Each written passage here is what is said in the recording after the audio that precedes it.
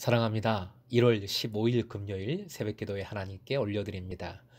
함께 하나님께로 더 가까이 찬양 부르십니다.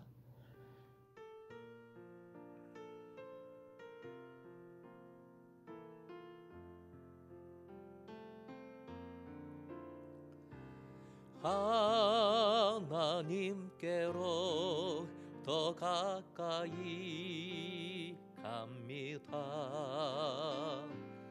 고통 가운데 계신 주님, 변함없는 주님의 크신 사랑,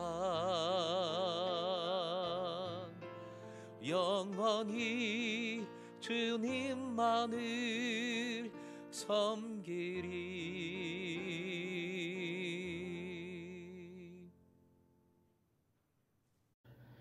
오늘 말씀은 마태복음 2장 13절에서 23절까지 생명의 삶 92쪽입니다.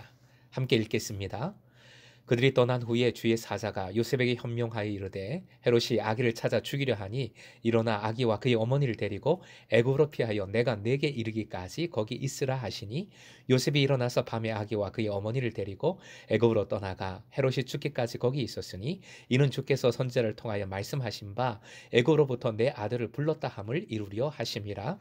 이에 헤롯이 박사들에게 속은 줄 알고 심히 노하여 사람을 보내어 베들레헴과 그 모든 지경 안에 있는 사내 아이를 박사들에게 자세히 알아본 그때를 기준하여 2살부터 그 아래로 다 죽이니 이에 선지자 예레미야를 통하여 말씀하신 바 라마에서 슬퍼하며 크게 통곡하는 소리가 들리니 라헬이 그 자식을 위하여 애곡하는 것이라. 그가 자식이 없으므로 위로받기를 거절하였도다 함이 이루어졌느니라.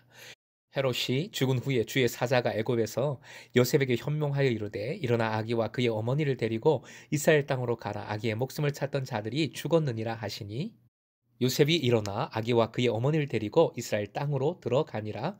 그러나 아켈라오가 그의 아버지 헤롯을 이어 유대의 임금됨을 듣고 거기로 가기를 무서워하더니 꿈에 치시하심을 받아 갈릴리 지방으로 떠나가 나사렛이란 동네에 가서 사니 이는 선지자로 하신 말씀에 나사렛 사람이라 칭하리라 하심을 이루려 함이러라. 16절입니다. 16절. 이에 헤롯이 박사들에게 속은 줄 알고 심히 노하여 사람을 보내어 베들레헴과 그 모든 지경 안에 있는 사내 아이를 박사들에게 자세히 알아본 그때를 기준하여 2살부터 그 아래로 다 죽이니. 오늘의 기도 제목, 십자가 희생으로 이루신 구원이오니 희생할 수 있는 믿음 주소서. 십자가 희생으로 이루신 구원이오니 희생할 수 있는 믿음 주소서. 헤롯이 기어코 아기 예수를 죽이려 합니다. 분본 왕이지만 어쨌든 왕이 하고자 하면 하는 겁니다. 되는 겁니다. 그런데 아기 예수를 살해하지 못했습니다. 찾아내지 못했습니다. 왜요? 예수님께서 성육신 하신 사건은 하나님께서 창조하시고 이끌어 가시는 구원의 역사이기 때문입니다. 하나님께서 하시면 정말 그 누구도 말릴 수 없습니다. 왕도 못합니다. 세상 그 어떤 부한자도 권력자도 못합니다. 그러나 하나님께서는 하십니다. 헨리 블랙커비는 이렇게 고백했습니다. 우리 자신을 주님께 맞춰야 하는 이유는 모든 일이 주님의 뜻과 방법대로 이루어지기 때문이다. 오늘 본문의 핵심은 바로 이겁니다. 따라해 주십시오. 하나님은 이루신다. 우리도 이 고백을 우리의 믿음으로 붙드십시다. 마태복음은 유대인을 위한 복음서라 말씀드렸습니다. 마태복음에는 유대인들에 대하여 양면성을 가지고 있습니다. 즉 유대인들이 복음을 받아들일 수 있도록 말씀을 최대한 유대인의 상황에 맞게 증거하고 있습니다. 유대인들이 잘 깨달을 수 있도록 많은 배려를 하고 있습니다. 오늘 본문에도 계속 선지자들, 즉 구약 성경을 직접 간접적으로 인용하고 있습니다. 구약이 유대인들에게 친숙하기 때문이며 무엇보다 말씀의 성취로서 예수님이 이 땅에 메시아로 왔음을 알려주고자 하는 것이지요. 또 다른 면은 유대인들의 영적 우매함, 완고함, 즉 예수님을 거부한 그들의 죄악상을 고발하고 있습니다. 헤롯은 아기 예수를 죽이고자 당시 베들레헴에 있는 2살 이하의 아기들을 다 죽이는 끔찍한 일을 저질렀습니다.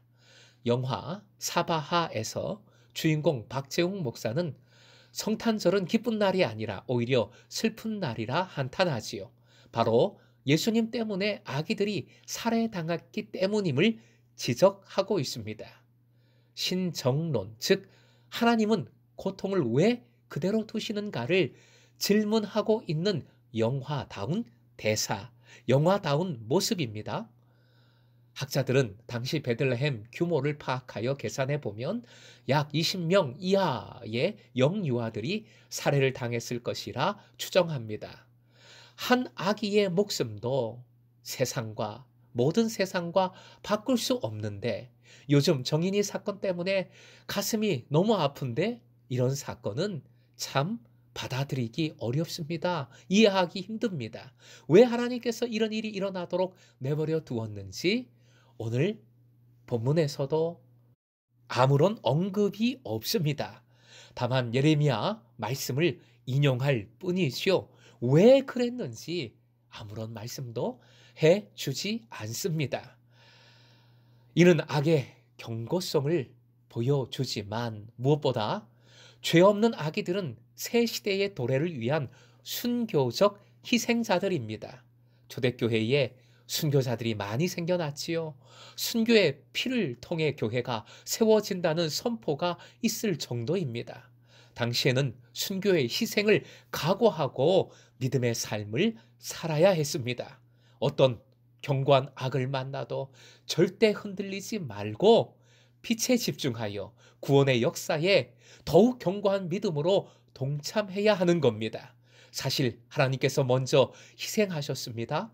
우리가 죄인 되었을 때에 아무것도 모를 때에 십자가의 희생을 행하셨습니다. 그 희생을 통해 구원을 선물로 주셨습니다.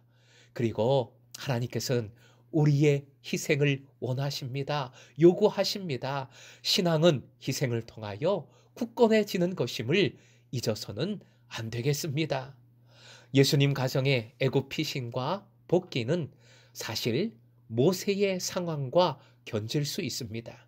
사용된 단어나 문구가 모세 관련 출애굽기의 말씀과 비슷합니다.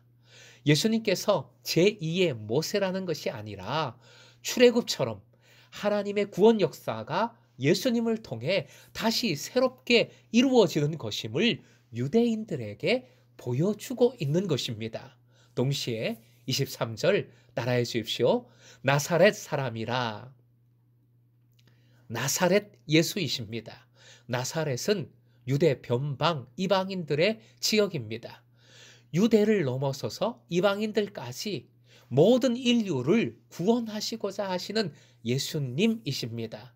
이는 한편으로는 유대인들에게 이제 구원의 반열에서 떨어져 나가지 않도록 예수님을 깨닫고 붙들라라는 강력한 요청이기도 합니다. 사랑하는 금성의 제자 여러분, 하나님은 반드시 이루심을 믿으십시오. 그 이루심에는 희생이 따를 수가 있습니다. 세상적인 이익에서 벗어나 깨어 하나님의 이루심에 동참하는 자가 되어야 하겠습니다. 기억하십시다. 그러한 삶을 통해 하나님 나라가 세워지고 결국 승리의 기쁨과 행복을 경험하게 되는 줄로 믿습니다. 어떤 어려움이 있더라도 희생이 있더라도 끝까지 구원을 붙드는 삶을 살아가십시다. 오늘도 주님의 구원을 그 어떤 일이 있어도 누리고 증거하는 하루가 되시길 주님의 이름으로 축원드립니다.